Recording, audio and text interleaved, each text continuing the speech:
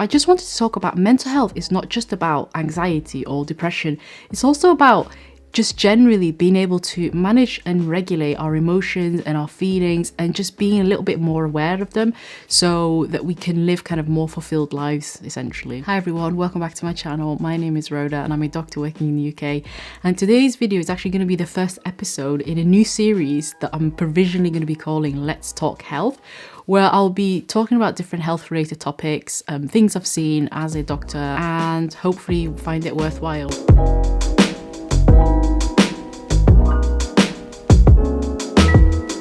So the first episode is going to be focused around mental health. And the reason I chose this is working as a trainee GP, we see a lot of mental health and it's something that is really important when it comes to our day-to-day life. A lot of the kind of management of mental health is all about recognition and awareness. So as a GP, we tend to see around 25 to 30 patients a day. And I've noticed from personal experience that around 7 to 10 of those or related to mental health in some way or the other. And that is actually backed up by facts as well. So nationally in the UK, around about 40% of all appointments are related to mental health. So you can imagine for every 10 patients that we see, 4 of those will have kind of mental health related issues. I think we've all had experience with mental health in some way or the other, whether that's personal, whether that's friends you know, family you know, read about it. We've all come across it in some way or the other. So in this video, I want to talk about destructive thought patterns or thinking habits that are negatively impacting on our feelings and our emotions. And I can guarantee that of the 9 or so patterns that I'm going to be talking about, you'll probably identify with at least 1 or 2 of those, because I certainly have. So let's get into it. So think about it. Our brain is so powerful because our thoughts and our thinking can actually influence the way we feel and the emotions we experience. And that in turn affects how we act and how we deal with our day-to-day lives. So destructive ways of thinking is actually called cognitive distortions in psychology. And what that essentially means is the way we think does not necessarily match up with reality. We tend to see things much more negatively than they actually are. It's a thinking habit that negatively affects our emotions. So you can imagine that's going to play an influence into our relationships, into our work, into how we see ourselves. Have you ever gone through that experience of receiving a school report or a work report and 99% of the comments are really positive, but then there's that one comment that's really negative, and that is the only thing we focus on and just completely filter out all the good things. And that is called mental filtering, where we really focus on the negatives of any kind of experience or event and completely ignore the positives. And that brings me on to my next thought pattern, which is being blind to the positives, which is kind of similar to mental filtering, but in this we do actually acknowledge the positives, but we don't take them seriously. We just think it must have been a mistake or not true, but the negatives is actually the thing that we really focus on and put a lot of emphasis on. An example of that is a friend compliments us on our appearance. We just dismiss it as, oh, she's only saying it to make me feel better, or she's only saying it because she has to. We're not really giving the positives the validation that it really deserves. It kind of plays into that same example of 99 comments being positive and then not 1 being negative. The 99 comments are like, yeah, they're just saying it, blah, blah, blah, blah. Let me have a look at what the bad things were. We're either wrong or right. We're either very good or a failure. There's no in between, and this is called black and white thinking or all or nothing thinking. There's no in between. This is something I actually personally experienced where, for example, I've not got the grade that I wanted in an exam paper and I automatically class myself as a failure. Okay, you've done really bad.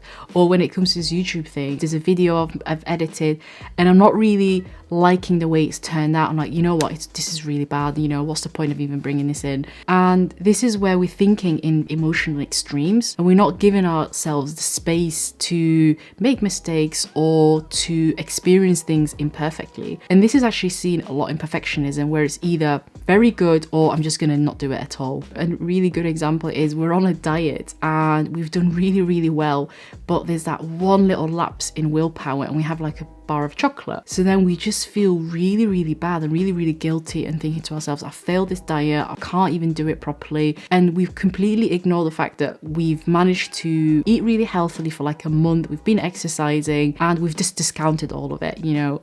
this is that kind of extreme thinking where we are really holding ourselves up to very high expectations. Hands up if you've experienced this before. You've texted a friend, you see whether they replied or not, and you can see that they've read it, but they've not actually replied. Your automatic assumption is they're ignoring me, or they've seen my text and they just don't want to reply to me. And that is where we're jumping to a negative conclusion without really much evidence. And the next one is emotional reasoning. And I found this one really, really interesting. This is where we think that what we feel is evidence for the truth. So I feel it, therefore it must be true. An example is we feel ugly and unattractive, therefore we must be ugly and unattractive. Another example is feeling stupid or unintelligent, therefore that means I can't do it or I don't have the capabilities. And the problem with that line of thinking is because our thoughts and feelings are really, really closely connected to how we actually act and how we behave. So in the example of feeling ugly, we're less likely to put effort into our appearance or buy nice clothes because we've already told ourselves we feel ugly. Or the other example of feeling stupid, we're less likely to sit down at our desk and feel motivated to actually do what we need to do. So it's almost like a self-fulfilling prophecy. And then there's the dreaded S word or should. I should have been better. I should have stuck to my diet. I shouldn't have made so many mistakes. I shouldn't have done this. I should have done that. And by using that word, we're putting a lot of pressure on ourselves and not giving ourselves the room to breathe. I should be able to get through 10 hours of studying today, or I shouldn't have felt so stressed at work because everyone else isn't stressed. The problem with that is we've set ourselves these really high expectations, and unfortunately because it's so high, we're more likely to fall short of them. And when we do, predictably, that's when we start having those negative emotions about feeling guilty for not having done it, or feeling frustrated, or feeling angry at ourselves. And this is essentially another way of being very, very critical towards ourselves. And I've noticed that we do the shoulds and the coulds and the woulds to ourselves, but we're always so sympathetic and like flexible and like caring when it comes to other people. So this has happened to me personally, and I've prescribed the wrong dose of medication for a patient. They didn't come to any harm or anything, but when I found out that that happened, the immediate thought I had was like, oh no, I'm going to lose my job. Oh no, I've done something really bad. Oh my God, this is the biggest mistake of my life. How could I have done this? And this is called catastrophizing, where we blow things out of proportion, really, really exaggerate a negative event or a negative experience. We're making the problem way bigger than it should be. And I've found that when you really want to get an objective view on a negative experience, the best thing to do is to talk about it, either to write it down or to debrief about it. And the chances are it's not as bad as we make it seem in our heads. And there's a really interesting quote that really drives home the point, which is, man is not worried by real problems so much as by his imagined anxieties about the real problems. So in a nutshell, problems always seem way bigger in our heads than they really seem in real life. I'm always getting it wrong. I never get it right. I'm always late, or I'm never good enough. And this is where we take one negative thing and kind of project that onto everything else. An example that I've personally experienced is a YouTube video that I've made, put a lot of effort in, is not having the engagement that I was expecting. So I'm like, you know what, this is a sign that I'm not meant to be doing this, or this is a sign that I'm not good enough for this. And this is where we're over-generalizing a negative event. And then the final thinking pattern is personalization. And this is where we hold ourselves personally responsible for negative things that are out of our control. An example is, as a parent, your child falls down and they scrape their knee, and you automatically assume full responsibility. Oh, I shouldn't have taken it out to the park today, or I shouldn't have let them run this fast. So we're putting blame on ourselves for things that are out of our control. And if you can imagine, if you're taking responsibility and negatively being impacted by things out of our control, it can really, really start affecting you. I'm just editing the current video that you're watching. I just forgot to film my outro. So you'd think by now I've done like 16 or 17 videos that I would remember to film an outro. So this is the first episode in the Let's Talk Health series. Please let me know other health topics that you want me to cover.